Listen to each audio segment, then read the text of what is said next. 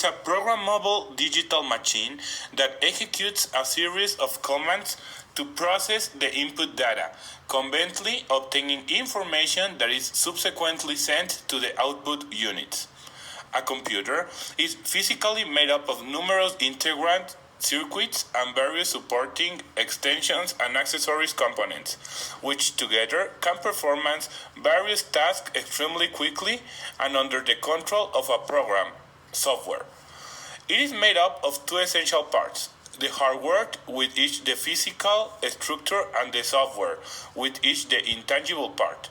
A machine has at least one central processing unit, the CPU, the memory unit, and one input-output unit, peripheral.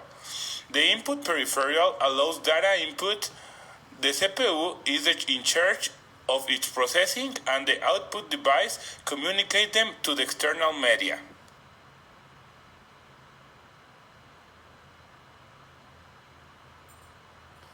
First computing device.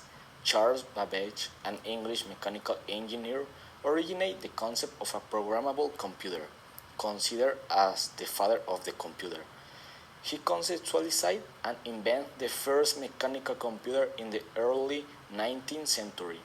After working on his revolutionary difference engine, designed to aid in navigational calculation in 1833, he realized that a much general design and analytical engine was possible.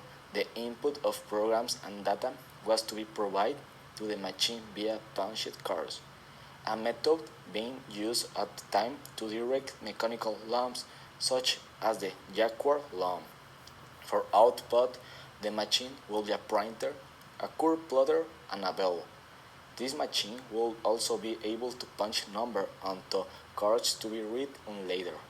The engine incorporates an arithmetic logic unit, control flow in the form of conditional branching and loops, and integrated memory, making it the first design for a general-purpose computer that could be described in modern terms as Turing complete. The machine was about a century ahead of its time. All the parts for his machine had to be made by hand. This was a major problem for a device with thousands of parts. Eventually, the project was dissolved with the decision of the British government to cease funding. Babbage's failure to complete the analytical engine can be chiefly attributed to political and financial difficulties, as well as his desire to develop an increasingly sophisticated computer and to move ahead faster than anyone else could follow. Nevertheless, his son, Henry Babbage, completed a simplified version of the analytical engine's computer until the mill in 1888. He gave a successful demonstration of its use in computing tables in 1906. Computers are as powerful and reliable as the human brain. It could perform around 38 trillion operations per second and hold around 3,588 terabytes of memory. The Intel Core digital processor is printed on silicon, which is refined from common beach sand. So the sand you step on the beach one day may be running your computer today. The microprocessors like the Intel 4004 responds to 740 kHz. If the speed of the cars increased at the same rate since 1971, today we will get from San Francisco to New York in 1 second. When processors are manufactured on a tiny scale, a speck of dust on them will equal a mountain of dirt on your home. If we obey an Intel Rapid Start technology inside our body, we could get up and be ready for class in less than 7 seconds. Time we spend normally opening our eyes and putting our feet on the ground. In a 2-in-1, the sixth generation interactive processor is 14 nanometers, and a nanometer is so small that it takes 1 trillion of them to complete 1 meter.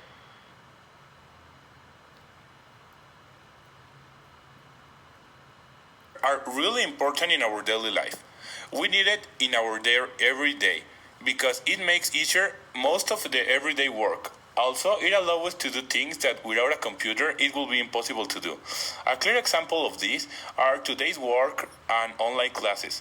Without a computer, it will be impossible to do something so ordinary like having a class or going to work. Because of this and a lot of things more, computers are a really important part of our life.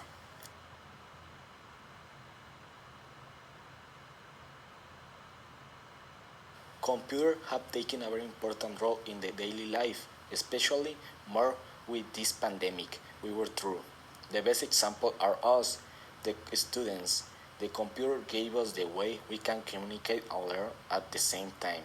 Schools have revolutionized the way of having classes. Nowadays, it doesn't matter the distance from where you are having classes. Half of the day we are sitting in front of a computer, in classes, doing homework, or just spending time in social media networks.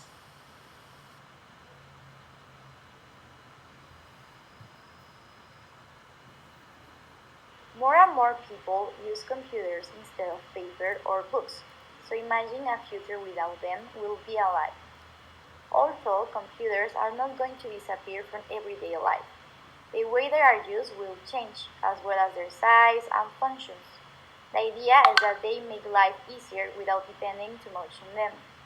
Perhaps in the future, computers will be able to measure our emotions, read our body language, and may even be able to relate to us based on the things that they interest us.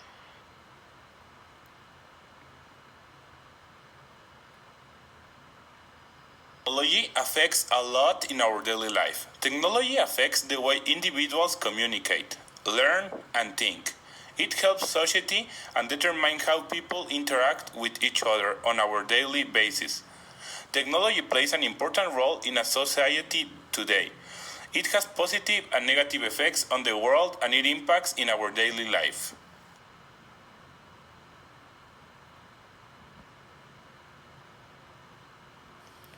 A normal day with all the technology that exists will be a nightmare in my opinion.